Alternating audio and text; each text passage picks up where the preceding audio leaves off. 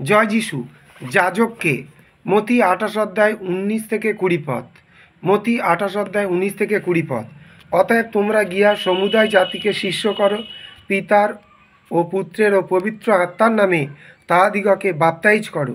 আমি তোমাদিগকে যা যা আজ্ঞা করিয়াছি সে সমস্ত পালন করিতে তাহাদিগকে শিক্ষা দেও। আর দেখো, আমি যুগান্ত পর্যন্ত প্রতিদিন তোমাদের সঙ্গে সঙ্গে আছি। এই শাস্ত্র বাক্যগুলিতে আমরা এক অত্যন্ত গুরুত্বপূর্ণ বিষয় দেখতে পাচ্ছি, যা যাজককে এই প্রশ্নের উত্তর দিতে সমর্থ। আপনি জিজ্ঞাসা করতে পারেন, ঈশ্বর আপনাকে কিভাবে ব্যবহার করতে পারেন, তার কাছে আপনাকে কি সমর্পণ করতে হবে এবং আপনি তার জন্য কি করতে পারেন। কিন্তু প্রভু যিশু যে জনতার উদ্দেশ্যে কথা বলছিলেন তাদের দিকে তাকিয়ে দেখুন, তাহলে জানতে পারবেন আপনি ঈশ্বরের কাছে কত গুরুত্বপূর্ণ এক পরিচর্যাকারী। এখানে আমরা দেখতে পাচ্ছি বিশ্বাসের ঘাটতির জন্য প্রভু যিশু একদল নারী পুরুষকে তিরস্কার করেছিলেন।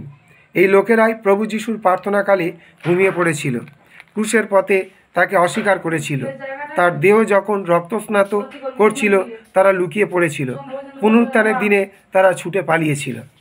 তার পুনরুত্থান সম্পর্কে প্রভু যিশু আগাম ভবিষ্যৎবাণী করলেও তারা সে কথা বিশ্বাস করতে চায়নি। দুজন স্বর্গদূত এবং স্বয়ং প্রভুর দ্বারা এখন তার সমর্থিত হয়েছে। কোনো মণ্ডলী বা খ্রিস্টীয় সংস্থা এই ধরনের মানুষদের কোনো দিনই অভিষেক করবে না। কিন্তু তখনই এক সাংঘাতিক ব্যাপার ঘটল। বিশপ বা সাধারণ তত্ত্বাবধায়কদের মতো নয়, ঈশ্বর যা করতে পারতেন প্রভু যিশু তাই করলেন। শিষ্যদের তিরস্কার করার পর প্রভু যিশু অপেক্ষা করলেন না, তিনি তিরস্কারকে দীর্ঘায়িত করলেন না।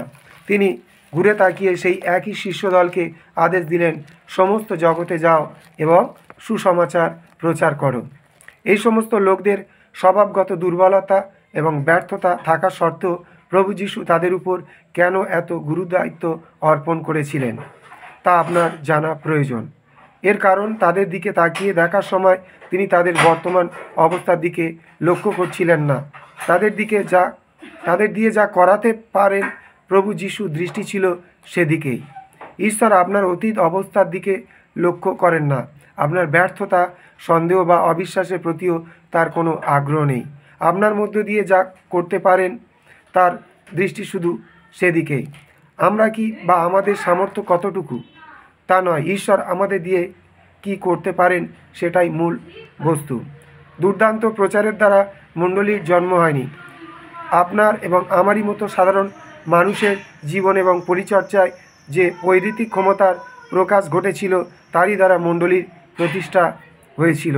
তারা তাদের দুর্বলতা এবং ব্যর্থতা দিকে না তাকিয়ে ঈশ্বরের অনুগ্রহ বা বাক্যের শক্তির প্রতি দৃষ্টি নিবদ্ধ করেছিলেন। বাইবেল পাঠ করার সময় আমরা উপলব্ধি করতে ব্যর্থ হই যে বিশ্বাসের মহাবীররা ছিলেন আমাদেরই মতো মানুষ। আপনার এবং আমারই মতো তাদেরও জীবনে ছিল একই রকমের ব্যর্থতা, একই রকমের ত্রুটি, একই রকমের দুর্বলতা, একই রকমের সন্দেহ। তারা একই রকমের সমস্যা, সংগ্রাম ও প্রলোভনের সম্মুখীন হয়েছিলেন।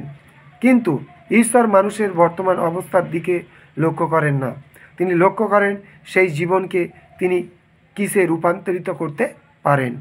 পুনরুত্থানের পর 11 জন শিষ্য যে ঘরে ছিলেন, প্রভু যিশু যখন সেখানে প্রবেশ করেছিলেন তখন তার হৃদয়ে যে স্পন্দন জেগে উঠেছিল, ঈশ্বর আমাদের তা উপলব্ধি করতে সাহায্য করুন।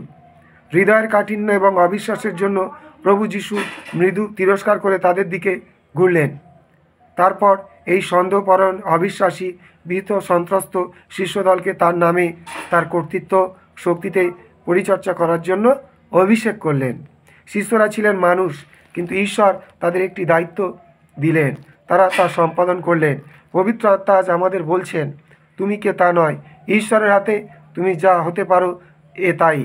আপনার বিশ্বাসের মাত্রা বা আধ্যাত্মিকতার উপর নির্ভর করেন না।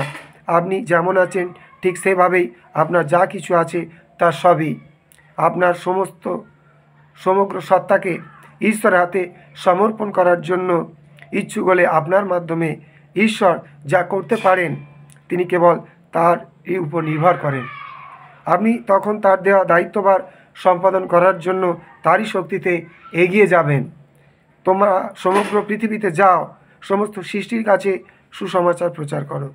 তোমরা সমগ্র পৃথিবীতে যাও, সমগ্র সৃষ্টির কাছে সুসমাচার প্রচার করো। যারা বিশ্বাস করে এই চিহ্ন তাদের অনুবর্তী হবে। জয় যিশু।